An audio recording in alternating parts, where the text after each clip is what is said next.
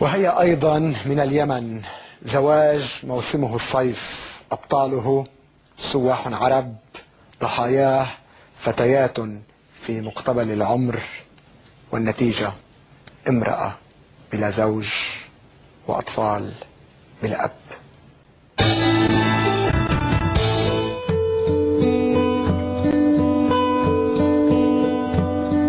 الزواج السياحي هو انتشر في اليمن في هذه الأيام بكثرة.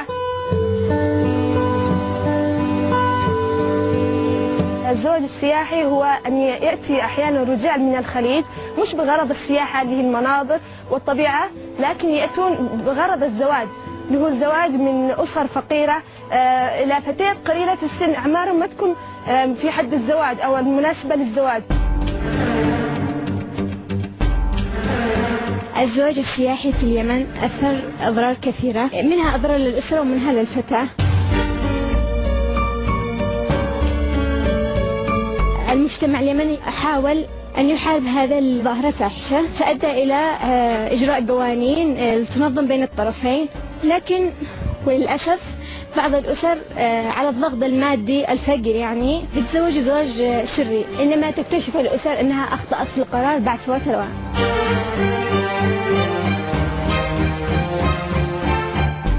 رسالتي لكل خليجي إن بنات اليمن مش هن يعني لعبة، وهن أبعد لكم من عين الشمس. مستحيل أنكم تشوفوا منهم أي شيء بعد الذي شفناه منكم.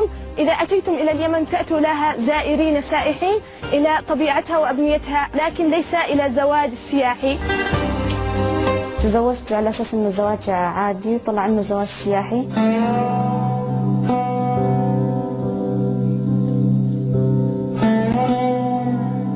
أنا فتاة يمنية، تزوجت قبل 4 سنوات، كان عمري 16 سنة. تزوجت من رجل سعودي مسن، جاء عن طريق أحد الجيران، كان باين أنه إنسان ملتزم، دفع مهر كبير. أنا بصراحة انغريت بالمبلغ ووالدي كمان، فتم الزواج. سكننا في شقة مفروشة كان مستأجرها لنا. بعد 3 أسابيع من الزواج كنت محصلوش، مش موجود. من ساعتها واختفى تماما لحد الآن، ما فيش ولا له أي حس ولا خبر. كنت ألتمس العذر أنه لربما يعود، ما كنت متخيلة أنه أبدا خداع. بعد مرور سنة من الانتظار أكدت أني فعلا ضحية.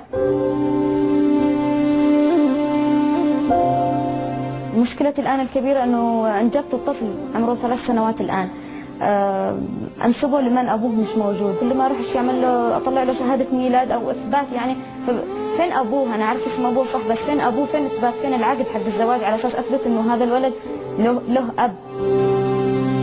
حطمني وحطم حياتي. فرصي في الزواج أصبحت تكاد معدومة يعني. أصبحت إنسانة معلقة، لا أنا متزوجة ولا أنا مطلقة. إيش أعمل؟ كيف الحل؟ إيش أسوي؟ ما فيش أي حل. أصبحت عبء على أسرتي عند عودتي لهم. كنت أول لحالي، الآن رجعت أنا وابني. أصبح ابني هو محور اهتمامي في الحياة، وما عاد أفكرش بالزواج تماما لأني تعقدت، وأصبحت أكره الرجال بشكل عام.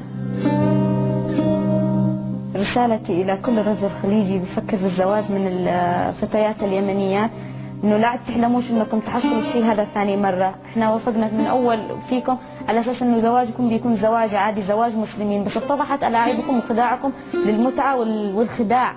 اتقوا الله، حسبي الله ونعم الوكيل فيكم، حسبي الله ونعم الوكيل، حسبي الله ونعم الوكيل.